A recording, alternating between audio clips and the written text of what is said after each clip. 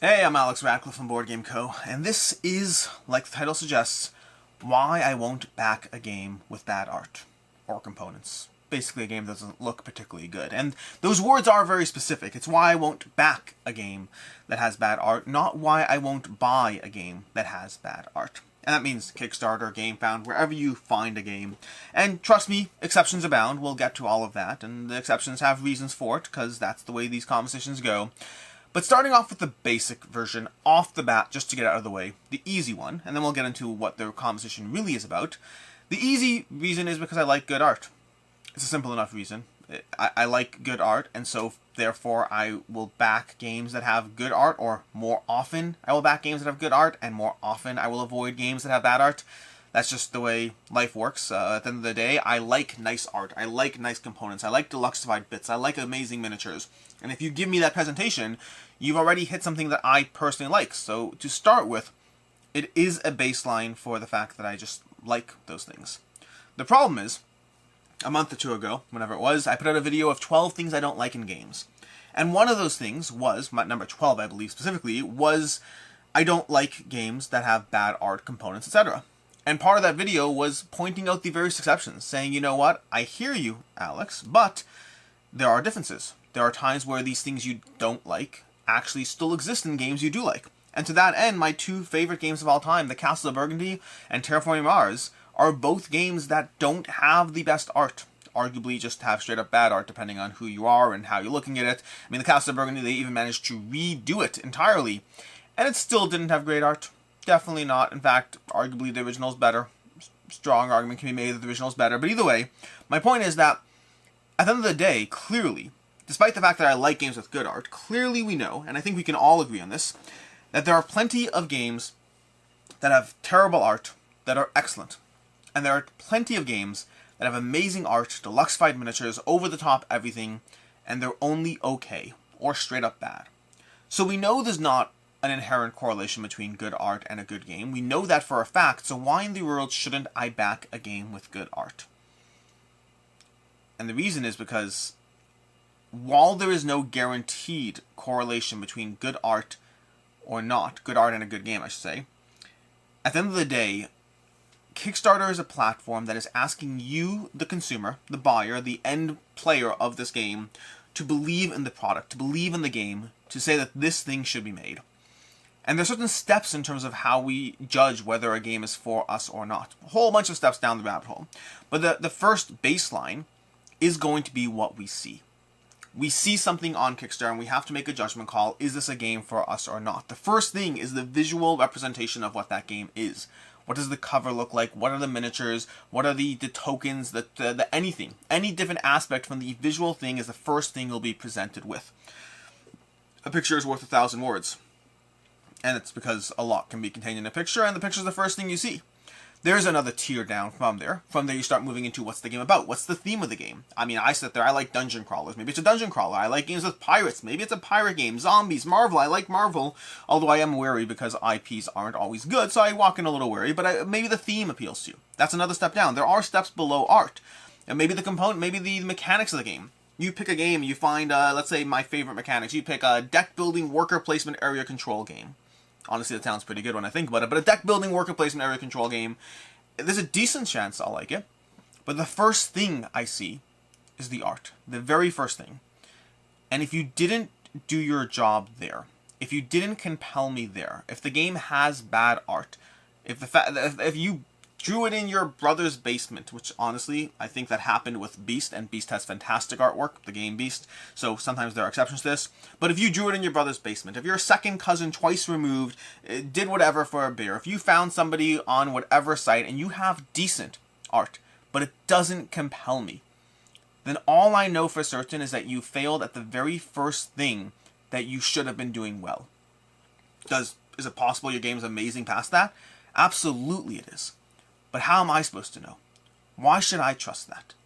Think about it practically. If you have a job interview, okay, if somebody goes to a job interview and has a terrible job interview, they could hypothetically have been a great employee. And if somebody goes to a job interview and has a great job interview, they could hypothetically be a terrible employee. Guess who you hire? You hire the person with the good job interview every single time. It's not on me to assume that if you failed at the first meeting, if you failed at the first instance, isn't my job to assume that you're going to be better at the subsequent instances.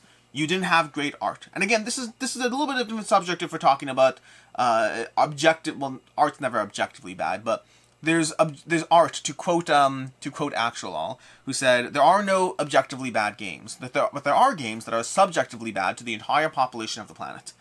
That's the way I feel about art. There's no objectively bad art in games, but there are games that have art that is subjectively bad to a wide, large amount of people. Those are the games I'm referring to, not the games where I say, not a fan, and everyone's like, oh, I love it. That's not what I'm talking about.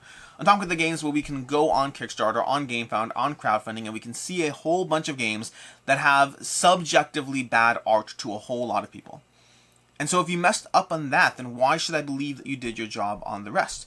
Why should I believe that there's an amazing game hidden behind the good art? And the answer you might give is, well, isn't the point, Alex, to make a good game? And I would agree with you to an extent. At the end of the day, speaking for myself, and not only for myself, but possibly, no, not only for myself, I think I can say safely that I would rather have a great game with a terrible, terrible, terrible art than a game that has the best art ever and is only mediocre. Not even bad, just mediocre. For me, the game is first and foremost. The mechanics are first and foremost. The problem is you're asking me to believe that you did well on the mechanics, that you did well on everything else that's hidden there, while still not having great art. And it's a hard ask. It's a hard ask to make. And you're like, Alex, well, the problem is art is expensive. You're right, art's expensive. But so is doing anything right. So is doing anything right at all. At the end of the day, there's a lot of aspects of game design that are hard. And there are a lot of aspects of game design that inherently put up a barrier to entry to a lot of people. One of the reasons we see a lot of like two-player head-to-head card games is because it's one of the easier things to design on your own. The format is kind of pre-scripted. The types of things you need are simpler to do. If all you need is cards, do you know how many iterations of playtesting you can go through as opposed to a component-heavy game?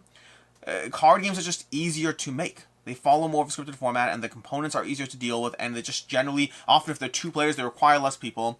That's why you see a lot of these things out there. Someone coming up with a new, incredible two-player card game that's really going to blow you away. Games are hard to make. There's a lot of barriers to entry.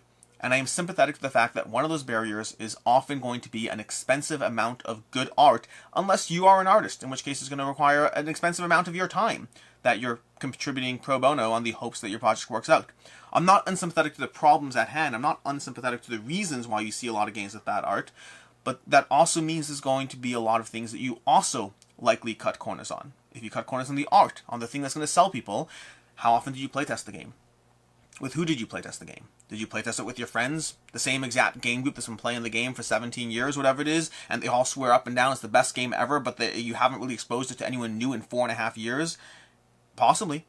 Like, what have you done? What about development? What degree of development is involved in the game of actually taking the game and refining the rule set, removing unnecessary rules, adding tweaks, adjusting for this or for that or anything else? There's a whole lot of stuff that makes game development hard. What about the rulebook? Anyone going over the rulebook? Will you have someone going over the rulebook? Who's managing the project? Who's taking care that this thing is going to have to be produced in some factory somewhere, shipped across the ocean? Who's handling all that stuff? Life is hard.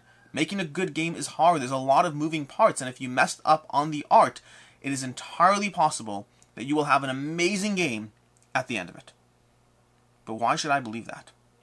Kickstarter, crowdfunding, the current board game ecosystem we currently live in has a ton of games being thrown at us, way too many for any human being to possibly rationally go through. And so you have to make selections. You have to start eliminating things. You can eliminate things based on any number of different stuff. You can eliminate things based on the company. Oh, I hate that company. They're always doing Kickstarter exclusives. Great. Eliminate them. Save them from your budget because there's too many games. What about the fact that you don't like campaign games? Awesome. Take them out of your budget. I mean, if you're not playing campaign games, why back them? You don't like trick-taking? Great. Don't get any games that have trick-taking. You don't need to widen the pool. We need to shrink the pool. And one of the ways you could shrink the pool is the fact that the art, the game, the components simply don't speak to you. But wait, Alex, it's the best game ever. You know what? I hear you. I've done that. I've been in that boat. Do you know how often, well, not that often, but it has happened where I'm the one sitting there, covering a prototype, and I'm like, this game is really, really good. I know it doesn't look that great, but it's really, really good. You know what happens to most of those campaigns? They still don't fund. Because everyone else, like myself, is sitting there saying, I'm not backing the game that has bad art. I'm not backing the game that doesn't compel me. And they're right to do so. The fact that I happen to have played the game, and so I'm obviously willing to overlook that step. Again, I said exceptions apply. Exceptions apply. If I've played the game, then sure, I'll back the game with bad art. I've played it. I know it's good. You're not asking me to take it on faith anymore. I liked it. That's a different conversation. But everyone else watching my videos didn't. There's only so much influence a reviewer actually has. Reviewers are there to provide additional information, provide additional context, to possibly confirm biases. That happens a lot, unfortunately. There's a lot of confirmation bias in the reviewer space. You think the game is good, you want to hear the reviewer say it's good. You think the game is bad, you want to hear the reviewer say it's bad. There is a lot of that. And so that's going to be true on Kickstarter as well. If the game doesn't compel you, if the game doesn't look good, if it doesn't speak to you, and if you're sitting there thinking, it's not for me, I could and have put out glowing reviews on certain games that didn't sway the needle. Not enough, at least. Maybe I got them an additional 10 backers. I don't know. There are definitely people who align with me enough on taste that it does matter. But if you don't think the game is worth backing, very often you just won't back it because you also, like myself, are sitting there thinking, there's too many other games. There's too many other things that interest me, that compel me. I don't need to take a risk on the game that has bad art. Now, if a game's from a publisher, that's a different story. At the beginning of this video, I said very specifically, I don't back games with bad art. Terraforming Mars, Castle of Burgundy, those are both games that are from publishers. Those are both games that, and I guess that's an additional caveat now that I'm thinking about it. The additional caveat I'll add is, technically speaking, when you have a larger publisher putting out a game on Kickstarter with bad art, I am more likely to overlook it. For the same reason, that once you have a barrier to entry at play, I'm more willing to overlook it because I no longer think it's an issue of resources. Now I think it's an issue of taste. If you have Castle of Burgundy, and Castle of Burgundy looks not the bestest, in my opinion, once it goes through a publisher, whether on Kickstarter or not on Kickstarter, at that point I think somebody along the way who has the resources to make this game look better decided not to. Which means now we just disagree on our tastes of what the game should be. And that's okay. Because if we disagree on tastes, I can still look past it, and I still have to factor in that I like games with good art. That's absolutely true. But I no longer have to sit there and say, you are cutting corners, and it's likely that you are also going to be cutting corners elsewhere. There are a lot of great games out there, and in my case, I'm often, as somebody who reviews prototypes for Kickstarter a lot, I'm often in the position of having these conversations on games you've never even seen. The games never make their way to Kickstarter, or make their way to Kickstarter and fail quickly. There are a lot of games that I'm asked to cover. I get lots of emails. Hey, Alex, blah, blah, blah, love your videos. Can we cover this game? If it doesn't look good, and this applies if you're a publisher who's ever messaged me in the past or ever messaged me in the future. If you're an individual who's doing this, if you're trying to sell me on your game, if the art doesn't look good, I'm going to almost certainly eliminate it out of hand. It's not that I don't think your game might be amazing. It's that my first bias has already been met. I already know that you haven't done everything you could to produce the ideal game from the very first thing I saw. And now you're asking me to trust that you did the rest. I also know that your game likely won't fund. Because it's not just me who won't back a game with good art. In general, games on Kickstarter that have bad art, they generally either don't fund at all or fund far lower than the average in the space. It is just, you have to give people a reason to back. And the sad practical reality of this conversation is that you then end up with these overproduced, over-the-top miniatures, amazing deluxe fight component games that are mediocre. That is a cost you pay. That absolutely is a cost you pay when you prioritize. When you have someone like myself who's putting out an entire video saying, why I won't back a game with bad art. Yes, you do have people who sit there and say, oh, well, that's what people care about, so I'll front load my game with amazing miniatures, with over-the-top this and over-the-top that, and who cares if it's really good? At least it'll sell. And that's true. I don't have an easy answer for you there. But if I had to make a guess, and I don't have numbers to back this up, but if I had to make a guess, I would say the amount of games that have bad art that are bad is a higher percentage than the amount of games that have good art that stopped there and didn't follow through with the rest of it. It's a guess. It's for sure a guess. I think that people who put the time, effort, and energy into one thing are likely putting the time, effort, and energy into other things as well. I do think it's true that you will find a little bit of front-loaded. People who realize the game that's at stake, people who realize the way people back Kickstarters, will put 110% into the art and components and maybe 90% into the game production, all that. But people who didn't have the resources, the time, the foresight, the product ownership skills of making sure that the art was passable, those people are putting 50, 70, 60% into all aspects of the game, and unfortunately it does often show. There are games I've reviewed that had bad art that I really liked despite the bad art.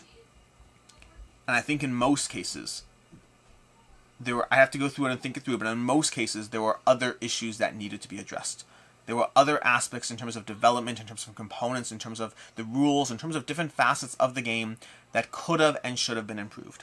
Is it possible those things would have been caught in the post-Kickstarter landscape when in between production and whatever? Absolutely. It's possible. But I don't know that they would have. And so I'm stuck sitting here thinking that a game with bad art, even when I love it, is often associated with other lacks that may come through in the final game. And that's why I don't back games with good art. With bad art. Ruining the whole video right there. That's why I don't back games with bad art. It's not that I'm saying your game isn't good. It's I'm saying I don't trust that your game is good. It might be amazing. But you're asking me to give up the rest of my time to either read a rulebook, to play your game, or to do something else to overcome the initial bad impression you gave me. You're asking me to write off your first job interview and hope for the best despite it? Which, fair or not fair, just doesn't sound like a good idea. Until next time, I'm Alex Radcliffe from Board Game Co. I hope you enjoyed this video. And by the way, the games on the table have nothing to do with having bad art. They're games that heavily are about or feature art.